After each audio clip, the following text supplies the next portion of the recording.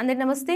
VTV voice వారి political ఛానల్కు స్వాగతం. తమిళనాడు రాష్ట్రంలో 6 ఏళ్ల క్రితం సంచలనం సృష్టించిన తండ్రి కొడుకుల లాకప్ డెత్ కేసులో మదురై కోర్టు సంచలన తీర్పు వెల్లడించింది. పోలీస్ కస్టడీలో ఉన్న తండ్రి కొడుకుల మృతి కేసులో 9 మంది పోలీసులకు సోమవారం మదురై కోర్టు శిక్ష ఖరారు చేసింది. ఈ లాకప్ డెత్కు కారణమైన 9 మంది పోలీసులకు మరణశిక్ష విధించింది. కోవిడ్ లాక్డౌన్ సమయంలో మొబైల్ షాప్ తెరవడంతో సంతాకులం పోలీసులు అరెస్ట్ చేశారు. కస్టడీలో తీవ్రంగా శారీరకంగా లైంగికంగా హింసించడంతో 2 రోజుల్లో ఇద్దరు మృతి చెందారు. ఈ కేసు దేశవ్యాప్తంగా సంచలనం సృష్టించిన సంగతి తెలిసిందే. దీంతో వారి కుటుంబం ఇద్దరు పెద్ద దిక్కులను కోల్పోయింది. అయితే మదురై కోర్టు నిందితులకు శిక్ష విధించడమే కాకుండా బాధితుడి కుటుంబానికి 1.40 కోట్ల నష్టపరిహారం చెల్లించాలని ప్రభుత్వాన్ని ఆదేశించింది. ఈ మేరకు Madurai first additional district and sessions court judge G Muthu Kumaran తీర్పు వెల్లడించారు.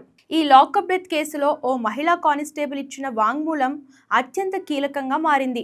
తండ్రి కొడుకులను రాత్రంతా దారుణంగా కొట్టారని, బల్లలు లాఠీలపై రక్తపు మరకలు ఉన్నాయని సిబిఐ విచారణలో మహిళా కానిస్టేబుల్ వాంగ్మూలం ఇచ్చింది. ఈ వాంగ్మూలం కేసు దర్యాప్తులో అత్యంత కీలకంగా మారింది. అదే సమయంలో సాక్ష్యాలను తారుమారు చేసేందుకు సంతాకులం పోలీసులు స్టేషన్లోని సీసీటీవీ ఫుటేజ్ని సైతం పోలీసులు మాయం చేసినట్లు సిబిఐ విచారణలో నిర్ధారణ అయింది. సుదీర్ఘ విచారణ అనంతరం సాక్ష్యాధారాలను పరిశీలించిన న్యాయస్థానం ఈ దారుణానికి పాల్పడిన 9 మంది పోలీసులకు ఉరిశిక్ష ఖరారు చేసింది. అదే కేసులో మరో కీలక ఆధారం లభించింది.